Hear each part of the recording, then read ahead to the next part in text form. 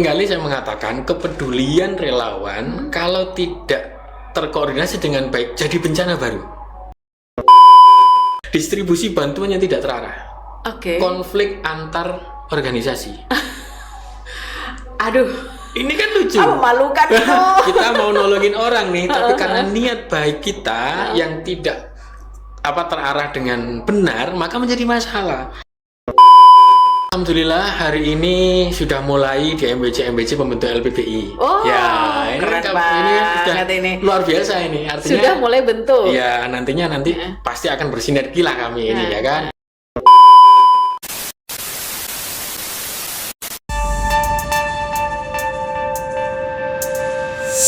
NU Bicara menginspirasi dengan karya dan cinta.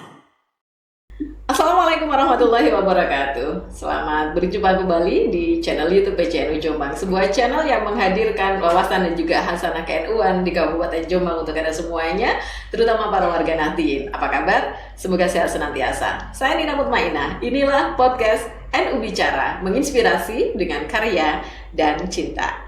Nah, pemirsa sekalian, berbicara tentang bencana, siapa sangka Jombang yang mungkin bagi sebagian orang itu menganggap bahwa Jombang itu aman-aman saja, aman dari bencana, paling-paling banjir aja, atau mungkin puting beliung yang itu tidak begitu sering terjadi. Ternyata pada dasarnya Jombang itu menjadi daerah yang juga rawan bencana. Ada lebih dari 4 bencana loh yang berpotensi untuk terjadi di Kabupaten Jombang. Nah, di NU sendiri ya, ada lembaga yang juga memberikan pendampingan terhadap penanganan dan juga penanggulangan bencana, termasuk juga upaya-upaya preventif terhadap terjadinya bencana alam di daerah ini. Namanya LPBI, Lembaga Penanggulangan Bencana dan Perubahan Iklim PCNU Jombang. Kebetulan hari ini sudah hadir di podcast NU Bicara, makanya saya akan ajak beliau, Ketua LPBI PCNU Kabupaten Jombang, Pak Khairul Hashim, ini nanti akan untuk berbincang-bincang bagaimana sebenarnya peran dan juga posisi LPBI PCNU Jombang ini dalam rangka mewujudkan masyarakat yang tangguh bencana. Oleh karena itu, jangan lupa like, subscribe, dan tinggalkan komentar Anda, tekan tombol lonceng agar setiap saat, setiap waktu bisa mendapatkan pemberitahuan dari kami untuk konten-konten yang bermanfaat. Sudah bersama dengan saya, Ketua LPBI NU, Lembaga Penanggulangan Bencana dan Perubahan Iklim PCNU Kabupaten Jombang, Pak Khairul Hashim, yang nanti akan saya ajak untuk berbincang. Assalamualaikum Pak Hashim. Waalaikumsalam warahmatullahi wabarakatuh. Apa kabar? Alhamdulillah, selamat hari raya. Mohon maaf lahir dan batin. Mumpung masih Syawal ini Mbak. Masih hari raya ya? Betul. Alhamdulillah. Sama-sama Pak. Mohon maaf lahir dan batin juga. Sehat Pak Hashim? Alhamdulillah sehat. Tapi di sebulan ini alhamdulillah Jombang aman dari bencana kan ya? Nggak sebegitunya sih. Oh ya? Iya. Nggak sebegitunya? Ya terakhir kemarin kan masih banjir juga. Nah kan? itu 1 bulan 2 bulan yang kemarin itu. Loh enggak, puasa kemarin kan banjir juga. Mau Lebaran iya. Bahkan yang unik adalah di tengah kota loh ini. itu saya bilangnya iya banjir ya. Iya. Bukan banjir. angin, bukan air lewat ya. Bukan. Banjir. Apa bedanya banjir dengan air lewat? Air lewat sama aja juga dengan banjir iya, gitu kan. Dia betul. menginap selama beberapa jam. Baik. Iya, ada sebagian masyarakat kita tuh menganggap bahwa Jombang itu aman gitu. Tapi siapa sangka ternyata saya pernah dengar itu banyak banget loh potensi bencana yang mengintai kita setiap waktu, setiap saat. Kalau mungkin yang sering kali terjadi di daerah yang dataran tinggi itu kan kayak semacam longsor gitu ya, betul. Potensi banget ya. Di daerah dataran rendah kayak Mojo Agung, banjir gitu ya. Yang Mojo Agung, terus Sumong Binto, Kesamben, itu fix ya kemarin habis dihajar habis-habisan sama banjir segitu lama itu. Tapi daerah tengah-tengah? Dan nyatanya Pulau kemarin banjir juga ya. Dengan kota loh ini. Iya juga ya. Ya apa ya, artinya bahwa Jombang yang dikatakan fine-fine aja terhadap ancaman bencana, enggak juga. Nah kalau informasi bahkan BMKG yang ke depan ketika kemarau nanti akan lebih panjang, apakah yakin kekeringan tidak akan melanda kita? Oh ya harus waspada dong. Kalau kekeringan di daerah utara? Tidak hanya utara, Di Gayo daerah Utara? Bareng juga memungkinkan sekali wilayah-wilayah itu kekeringan. Oke. Iya ternyata ya, kekeringan. Selain kekeringan, apa lagi? Ada longsor, Longsor, oke. puting beliung, Mm-mm. kebakaran hutan, kebakaran lahan, kebakaran apa ya, misalkan rumah atau apa ini namanya, komunitas dan sebagainya, kan sangat memungkinkan. Iya ya, kenapa nggak mikir sampai segitu ya? Iya, betul. Makanya butuh Oke.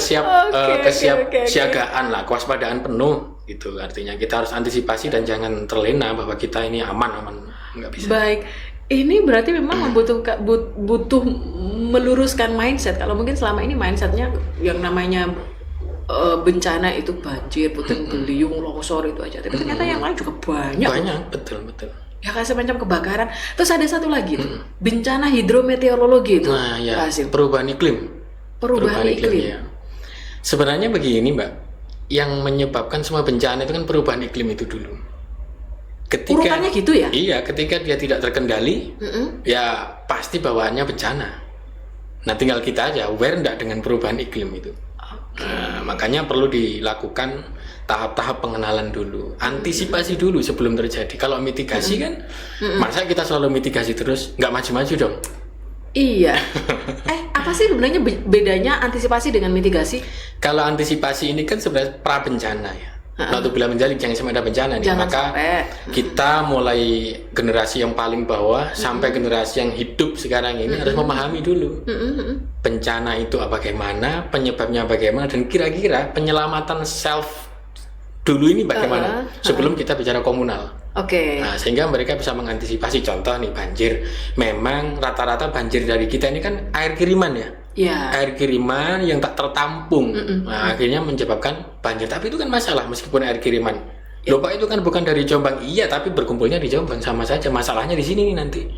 Berarti ada hulu sampai hilir yang harus kita perhatikan. Oke. Belum lagi penyadaran tentang tata lingkungan, misalkan bagaimana pengelolaan perumahan, bagaimana pengelolaan permukiman. Belum lagi tentang kebiasaan membuang sampah, kebiasaan membabat pohon. Wah, ini ngaruh. Kompleks banget. Kompleks, iya. Ngomongin tentang perumahan itu juga harus ngomongin juga tentang sanitasinya. Betul. Tentang banyak itu sepertinya. Tapi yang hari ini yang saya pengen saya tahu dari LPBI NU ini adalah bagaimana peran dan posisi LPBI NU ini dalam rangka mewujudkan masyarakat yang tangguh bencana. Di awal tahun 2025 kemarin itu kan sempat mengadakan Jam Sena ya Pak Hasim Betul, ya? Jam Sena. Itu kayaknya keren banget lah itu, sukses itu Pak. Alhamdulillah lah, alhamdulillah. Dari target 250 peserta yang berkumpul ke sana 340 peserta. Weh, itu angkatan pertama. Angkatan pertama. Rencana angkatan kedua kapan? Rencana nanti kita lihat dulu respon, artinya setelah piranti semua tercapai dan evaluasi yang lebih baik dari kemarin kita laksanakan lagi. Tidak jauh-jauh lah nanti. Akan kita laksanakan setelah semester depan ini. Udah kita susun programnya. Wes, oke, ini selaras dengan program Madrasah Tangguh Bencana. Ya, saya pernah dengar dari LPBI NU. Ini bacanya gitu tak? Iya, LPBI NU. LPBI NU banyak Iya. banget. Dari LPBI NU ini dijadikan program utama gitu. Ini sebenarnya konsepnya seperti apa Pak Hasim?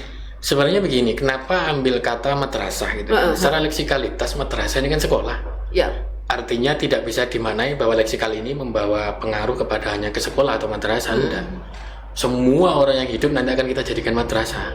Yes. Level sekolah, level madrasah, level komunitas, level komunal dan sebagainya. Bahkan ya seluruh organ-organ banom-banom dari PCNU ini juga harus memiliki itu. Oh gitu. Iya.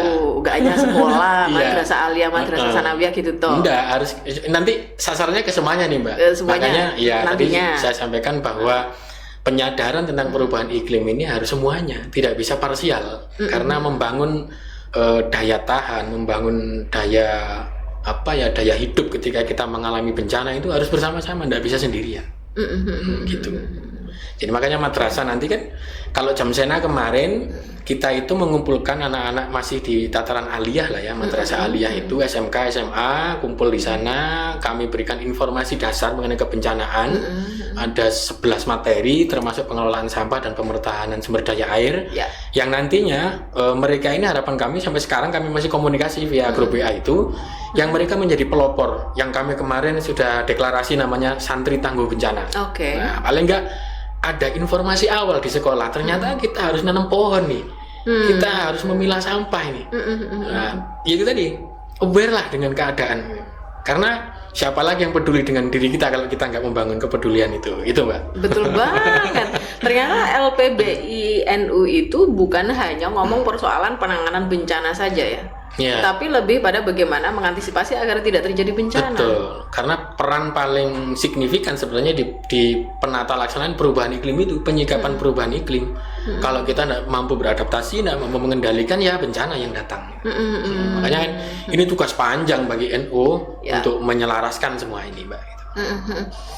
Sementara kekuatan yang sudah dimiliki LPBI NU? Alhamdulillah hari ini sudah mulai di MBC pembentuk LPBI. Ya, ini keren banget ini. Luar biasa ini. Artinya sudah mulai bentuk. Ya, nanti pasti akan bersinergi lah kami ini ya kan, berkonsolidasi bagaimana kemudian ide-ide dari PCNU yang diamanahkan kepada LPBI PCNU ini akan dilaksanakan di semua tataran NU gitu.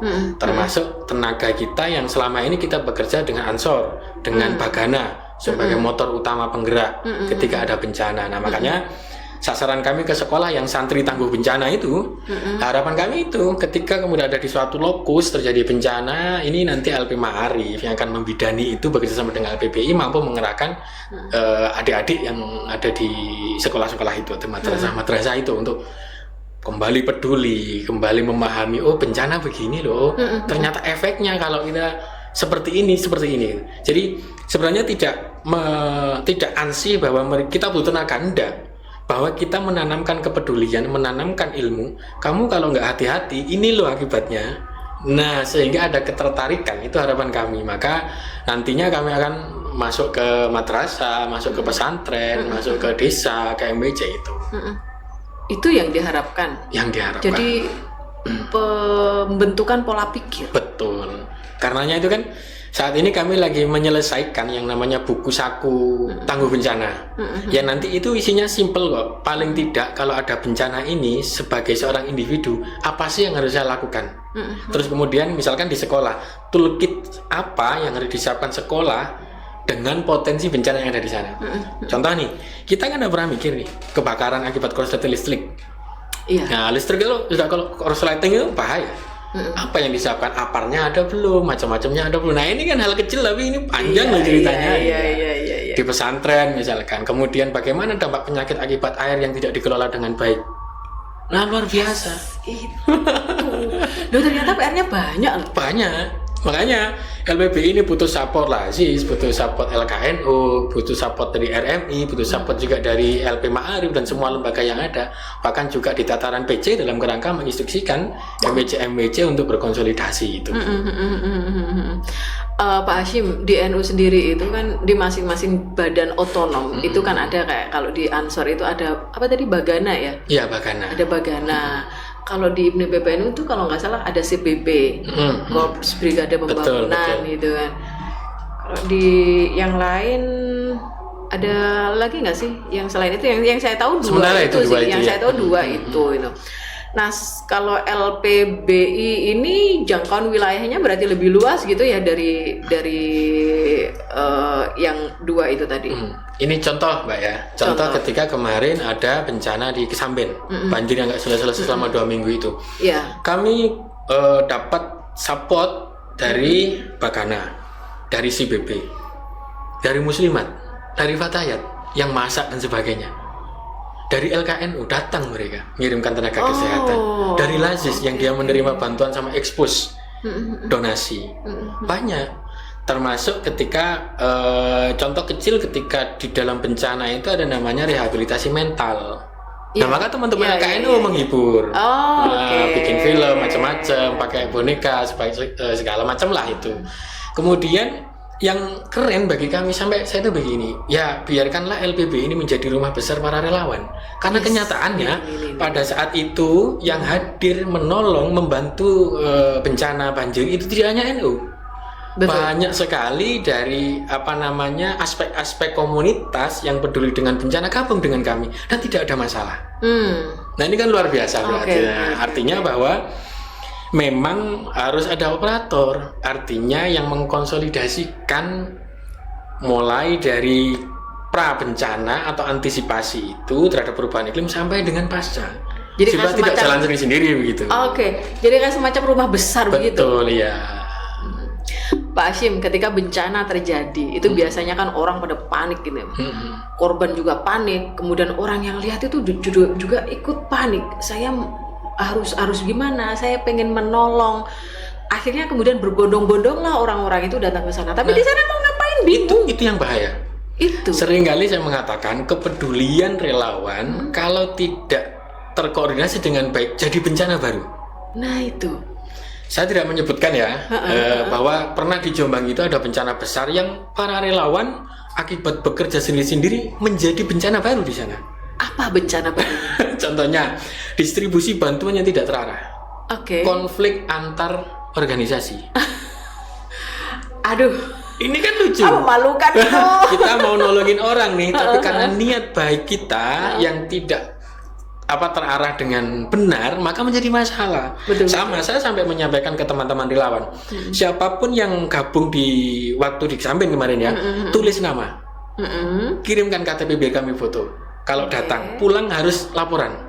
Karena kami tidak mau mereka yang niatnya baik menjadi tambahan bencana. Ketika mereka contoh kurang informasi terhadap bencana ya, misalkan dia kurang terlatih dan sebagainya kan, nanti kalau ada apa-apa siapa yang jadi saya memastikan dulu relawan harus selamat dulu sebelum menyelamatkan.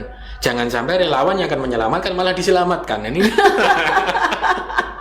mau nolong malah dinolong. Nah itu ya, makanya butuh koordinasi gitu loh Mbak. Jadi LPB INU ini komandernya begitu. Insya Allah begitulah harapan kami. Paling tidak semua lembaga yang ada di Banomnya NU, di bawah NU itu bisa terkendalikan, bisa terkoordinasikan dengan peran masing-masing. Kami bukan superpower yang harus dituruti, tidak. Kita bekerja sama dengan porsi masing-masing. Tetapi bahwa perlu diketahui penanganan bencana atau penanggulangan bencana ketika ada bencana di sebuah tempat itu harus direkayasa dengan baik, harus direncanakan dengan baik supaya tidak muncul bencana baru. Oke. Madrasah Tangguh Bencana, balik lagi ke ini ya, Madrasah Tangguh Bencana ini menjadi program unggulan dari LPB INU. Kalau dikatakan unggulan, insya Allah semuanya unggul sih Mbak. Tapi paling tidak yang paling tepat tuh mungkin ini program yang paling besar dan berat. Karena gitu tadi ya? Itu konteks dari pemaknaan leksikalitas madrasah itu tidak sekolah, tapi bahwa di setiap tempat adalah madrasah yang kami harus bersiar tentang kebencanaan. Target jangka pendek? Target jangka pendek kita akan ke MBC berkonsolidasi. Gitu. Madrasahnya MBC nih. Ya, termasuk ke ahli-ahli ya. Ke sekolah-sekolah itu, ke ahli-ahliya, termasuk ke pesantren, kita sudah agendakan. Makanya kami tadi sampaikan support dari RMI, support dari LP Ma'arif, LKNU, karena kami tidak bisa dong bekerja sendiri. Itu ini butuhlah koordinasi. Betul gitu. Terus sekali lagi yang pengen saya tekankan lagi, bencana perubahan iklim ini yang mungkin perlu disadari oleh banyak pihak, oleh semua pihak ini Pak Hashim. Banyak yang belum nyadar ngomong tentang perubahan iklim, kaitannya dengan penanaman pohon, terus kemudian sampah betul. Sampah ini kayak masih belum banget gitu ngomongin tentang sampah itu. Bagaimana sih menurut LPB? Ya, mungkin banyak sekali masyarakat yang belum sadar. Bahkan sampah domestik aja. Yes. Itu kan luar biasa. Oke lah, hitung aja mungkin sehari lebih dari 2 kilo kan sampah domestik. Nah, itu kalau tidak dipilah, tidak dikelola, ya bahaya. Betul. Kalau kemampuan pemerintah terbatas.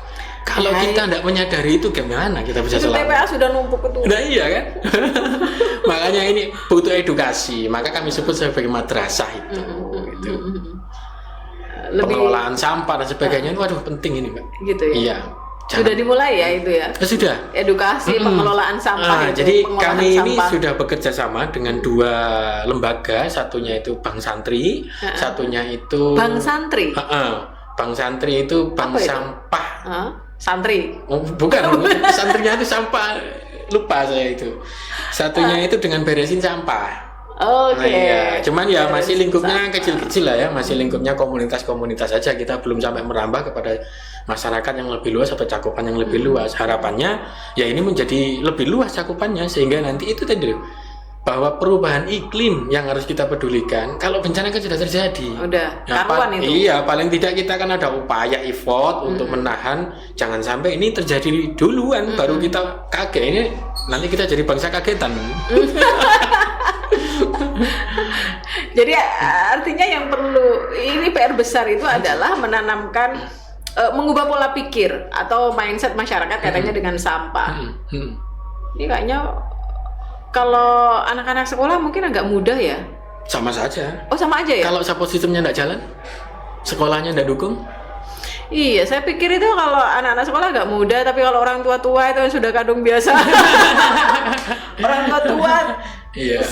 saya bilang generasi saya ke atas. Iya. Mohon maaf sekali, itu masih banyak itu yang masih suka satu buang sampah tidak pada tempatnya ya ke sungai, terus kemudian sampah basah sama sampah kering itu masih Campur terus semua, gitu. campur jadi satu terus dibuat nang jublang. Iya, makanya kan kerjasama kami dengan Bank Santri dan kemudian beresin sampah itu dalam kerangka begini. Kadang itu masyarakat berkehendak memilah, tapi bingung ini mau dikemanakan, ya kan? Oke. Coba lihat sekarang produk minuman kemasan, Yes. kaleng, botol, tetra pak dan Wah, sebagainya. Nah itu kan banyak banget. digarap dengan baik gimana? Nah, padahal dengan lembaga-lembaga kami bekerja sama itu ketika mereka mengumpulkan sampah ini agak sedikit nyeleweng nggak apa-apa ya, gitu ya, sedikit Gak apa-apa, aja. kan itu bencana Iya. hidrometeorologi tadi. Mereka bisa dapat poin nih untuk bisa ditukarkan dengan minyak, dengan sembako lah gitu, yang harganya relatif jauh. Saya punya cerita bagus di salah satu desa. Di salah satu desa itu sudah menerapkan bank sampah seperti itu, Pak Asim. Terus kemudian ada seorang ibu itu beliau sering kali punya sampah rumah tangga yang cukup banyak gitu. Kemudian ada bank sampah itu akhirnya beliau dapat duit dari bank sampah itu karena menyetorkan sampah yang ini Botol-botol dan botol-botol sebagainya itu ya. dapat sekitar 200 ribuan lah katakanlah 200 ribuan. Nah setelah itu anaknya oke, untuk hari raya ini nggak pakai minuman kemasan begitu, jadi pakai gelas yang dicuci ulang begitu. Wah, padahal tahu reaksinya apa ibu itu? Waduh, padahal botolnya mau tak kumpulkan, mau tak bawa ke bank sampah biar dapat 200 ribu gitu kan. Maksud saya ini prinsip dan juga mindset yang salah ini. Iya. Ini cerita nih, Iya. tapi ini menarik ini untuk Iya. dikupas. Ini sebenarnya begini, Mbak Nina. Regulasi pemerintah daerah kita Kabupaten Jombang itu cuma mengarah ke sana loh. Gitu ya. Iya, makanya LPB ini Mengarah sebenarnya ke sana tuh yang gimana? dalam pengelolaan sampah. Pengelolaan Ya, sampahnya contoh itu. ada pergub namanya pengurangan sampah plastik. Oke, good. Ada pergub tentang pengendalian minum menggunakan tumbler di setiap pertemuan ada sebenarnya. Iya, Maka LPB ini mendorong ke arah sana. Ke situ ya. Sinergi dengan program-program pemerintah yang ada. Gitu. Wah, ini menarik loh ngomongin tentang lingkungan. NU Iya. ini memang sudah selayaknya benar-benar peduli Betul. dengan lingkungan. Iya. Termasuk salah satunya yang sedang akan dilakukan oleh LPBNU ini. Wah, semangat Pak Asim. Siap. Luar biasa. Ini saya tahu ini pekerjaan berat banget ini. Berat. Tetapi berat karena merubah mindset masyarakat itu luar biasa. Ya, tantangan. Tapi saya tahu NU orangnya solid banget semuanya. Amin. Siap. Baik, mudah-mudahan senantiasa dimudahkan Pak Asim Amin, dalam amin, rangka memberikan edukasi kepada masyarakat untuk sadar lingkungan. Amin. Tidak hanya sadar bencana, tangguh bencana, tapi juga sadar lingkungan. Betul. Terakhir pesan untuk para warga Nahdien terutama Pak. Tetap seperti tagline-nya merawat jagat membangun peradaban. Wah, itu tahun kemarin kan. Tapi masih asik loh Masih ya. asik karena merawat jagat. Kalau nggak merawat jagat siapa yang merawat? Iya. Iya, masih suka sama tagline itu ya. Iya. Merawat jagat membangun peradaban.